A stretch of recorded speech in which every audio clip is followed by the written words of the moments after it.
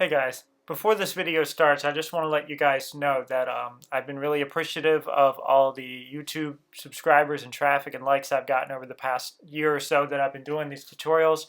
If you want to help me out, if you can, and head over to my Steam Greenlight page and check out the game that I've been making. And please give it a yes vote and get as many votes and friends of yours as you can to vote yes so I can hopefully finish the game and be successful on Steam. I'd really appreciate it. Anyways, here's the tutorial. Thanks for watching. Alright, you guys asked for it. You're gonna get it. This is gonna be the most complicated tutorial video I've ever done. I tried this a couple days ago and it didn't go so well, and I'm trying it again. It might not have gone well last time because I was drinking. This time I'm not. So this tutorial is basically going to talk about how to generate terrain in OpenGL, and I really need to get started right away because it's going to take a while. Basically what we're going to populate is this function called genTerrain, and when this function returns, it's going to generate basically 3 vertex buffer objects. One that contains the vertices or vertex data of our terrain, another one that contains the normals, and a third that contains the indices into the vertex arrays, which basically make up the triangle references for the actual polygons. Now, if you've never done OpenGL before, I do recommend you don't use this video to learn it from scratch. However, if you are interested in kind of how very low-level engine programming works, this might whet your appetite as to how this kind of crap works. Like I said, I'm only going to focus on this function. This is a very big program. I have everything shoved into one file because I use Espresso C, which is a one-file compiler that just quickly runs programs to test out ideas without making a whole Xcode project, so that when I hit run, it just runs the thing, which is what I want. So I'm going to get started. The first thing I want to do is make a grid of points, and those points are going to serve as the points of the terrain topology itself. So I'm going to have a double-wide for loop here, and it's going to basically go from z to 0 to lres, which is an argument, which is the resolution of the terrain. And then I'm going to do it again for x, and that goes to wres. And basically, the inside of this for loop we're going to use to do multi-purpose of a bunch of things all at the same time, kind of taking advantage of the whole idea here.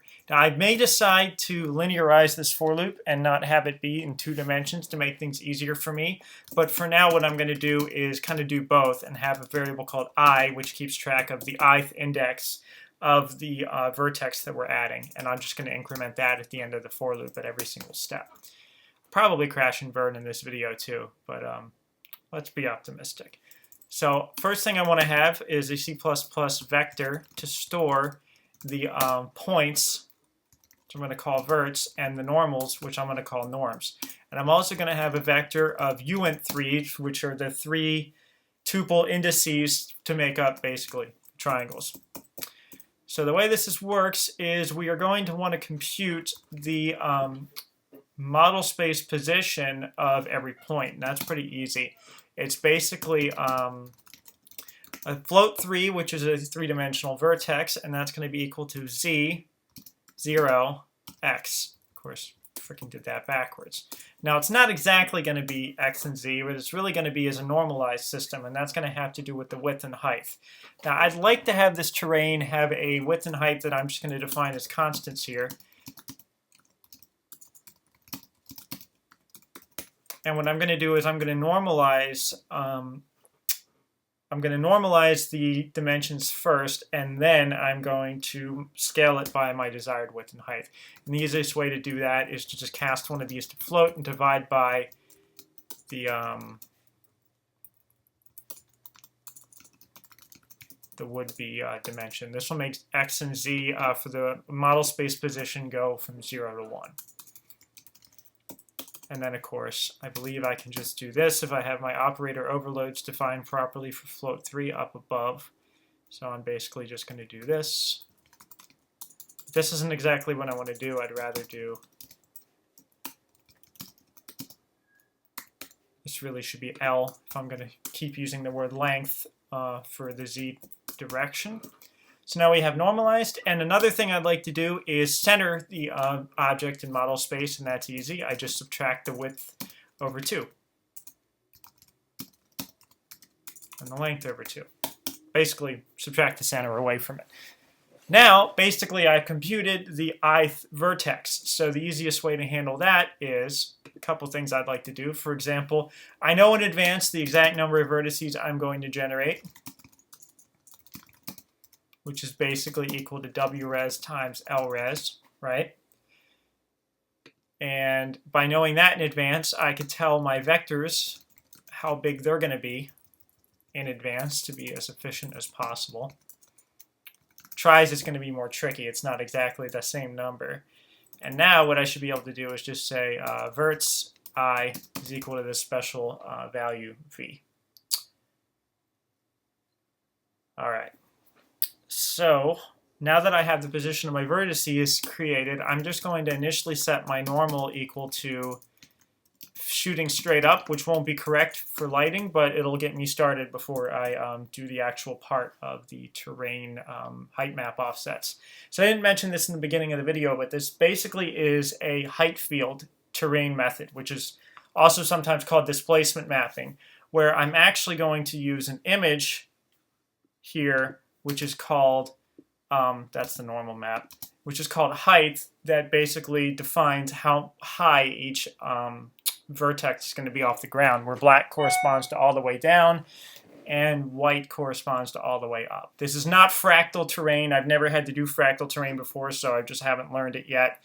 But I find that this method of terrain generation seems to suffice for most game projects.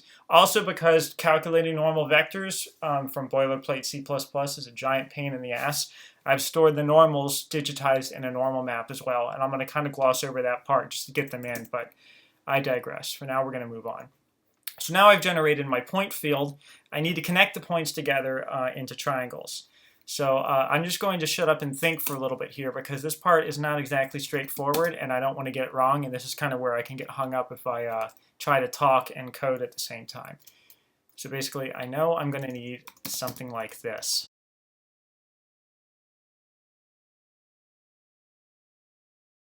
So when this whole thing's done, I know that terrain count should be equal to tries.size. And I know when this whole thing is done, that basically will cover that.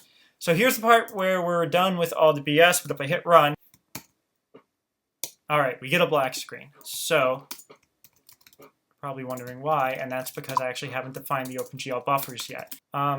Gen terrain, the job of gen terrain is not just to set these things up in arrays and throw them away, it's to define OpenGL buffers. And OpenGL is a very weird language. The way it works is you have to use these GLUINTs, which refer to objects that exist likely on the graphics card, and then you need to populate those with data, and OpenGL is a very state-based, monolithic API, so the way you're really going to do that is using a bunch of API calls. Let me show you what some of those look like. We want to create the buffers, and the way you do that is you gen buffers, the number you want to generate. In this case, I'm just going to do them one by one. So that creates my terrain. And then we have my VBO norm, which is my normals.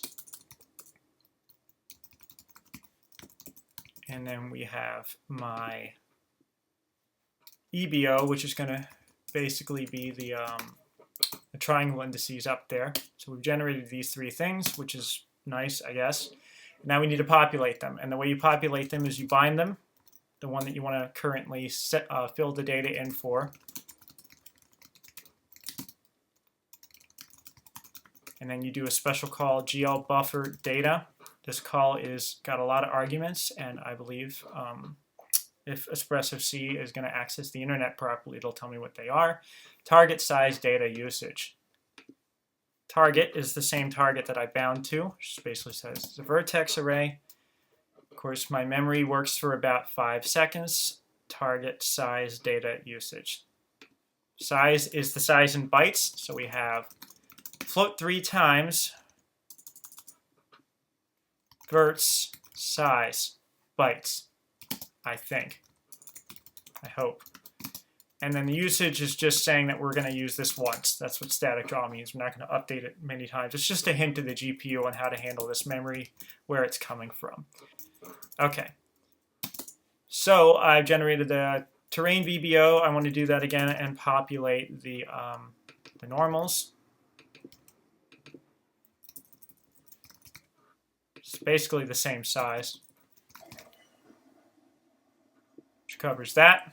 The EBO, I should technically bind this to element array buffer. And I guess I will. Doesn't really matter. And what I'd like to do is populate the EBO. And the major difference here is that instead of float3, it's uint3. And then, of course, I want to use tries instead of the wrong array. OpenGL also does not hold your hand if you make a mistake. At the very best, it'll crash. At the very worst, nothing will happen. So here we go here. If I run this, I should maybe get like a plane on the ground. So here we go. Here's my terrain. It's very flat, and that's because all my vertices are the exact same height level.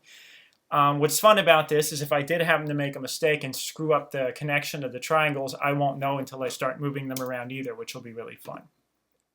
So there's one thing I'd like to do before I do anything, and that is I'd like to get the normals in. And the way I do that is I've already preloaded some images here, and those images are stored in SDL surfaces. One corresponds to the height image I showed you earlier, and the other one corresponds to the normals. So what I'm going to do is I'm going to sample both the height and the normals over the terrain as I'm going through it. So for example, if I'm halfway across the terrain as I'm generating it, then I want to sample the pixel that's closest to halfway across the image and read that value out. I have a little utility function I wrote here called getPixel, which retrieves a pixel from an SDL surface and allows me to get the red, green, blue, alpha color from it. And hopefully if I didn't screw up writing that function, I should at least be able to move or get the height value out of it.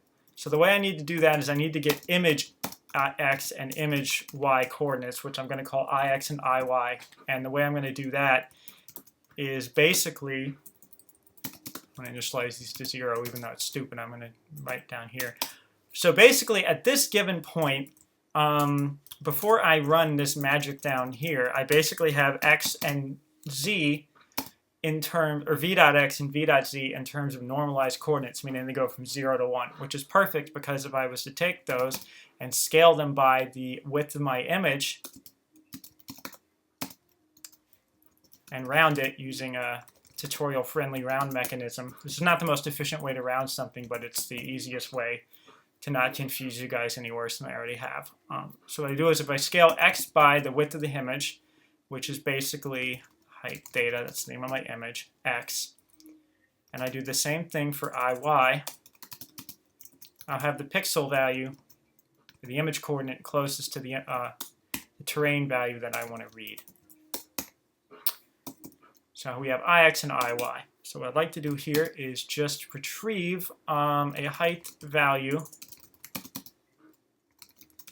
get pixel, height theta, ix, iy. Now, to make sure I'm not completely screwing this up, I'd like to print out a couple of these and make sure I'm doing this right.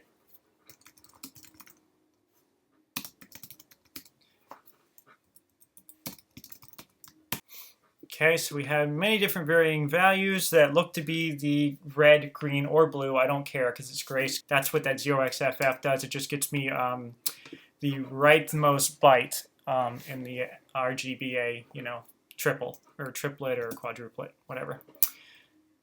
So I'm actually going to pre-do that up here. And now that we have our height value, basically what I'd like to do is create one more variable up here called h, and that'll correspond to the vertical scale of our terrain, which is basically how high it goes off the ground. I'm just going to real quickly set this to maybe like 3 at most, and I'm basically going to then use the height value and normalize that by dividing it by 255.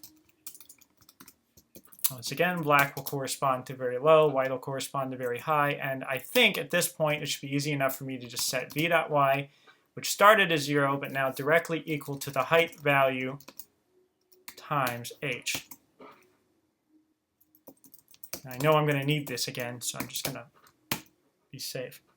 All right, so there's basically some terrain. It looks very flat colored, and that's because I don't have the normals in there yet. But the good news is it looks like I got the triangles maybe right. So in order to get the normals out of the digitized, like I said, I almost always calculate the normals when I'm doing this. But the last thing I want to do is calculate smooth normals in pure C++ while recording a YouTube video. It'll be very boring to watch. So what I'm going to do is just get the normals directly from the image data. So this will actually be pretty simple. It's basically going to be an int that says normal value equal to get pixel from the other image. This will be called norm data, right?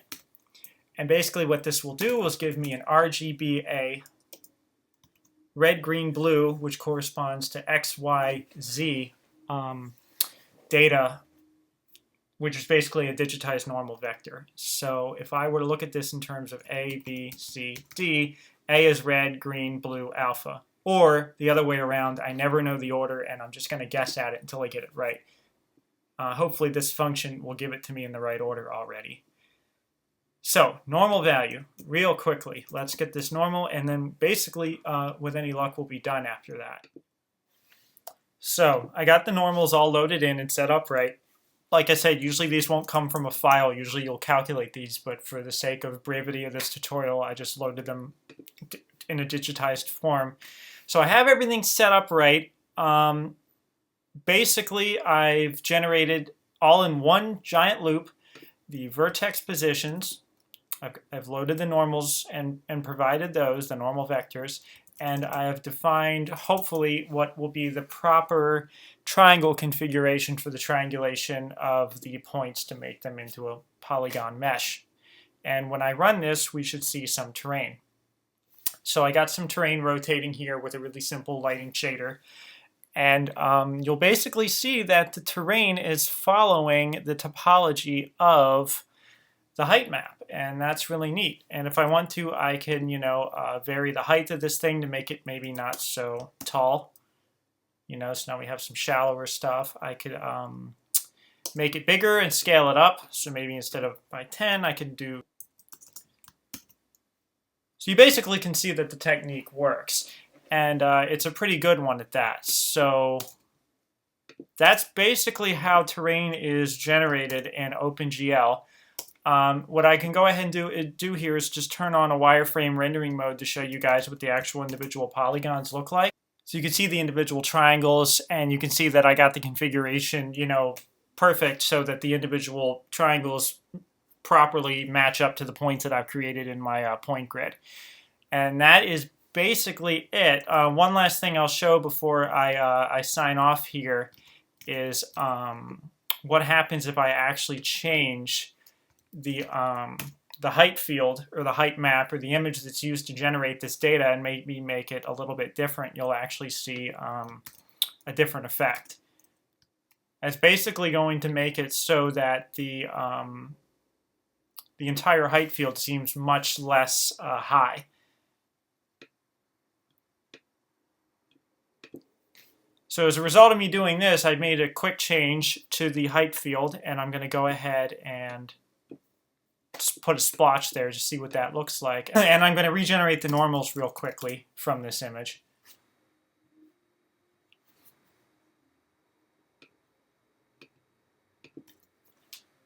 And as you can see, there's a much crazier, more drastic effect as a result of me editing the height image.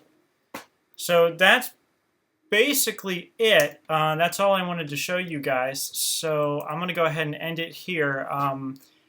Like I said, there's no way I can explain every little thing involved with doing this kind of OpenGL programming, so I was hoping to focus on something as simple and concise as terrain generation to maybe help put some of this into perspective for you guys.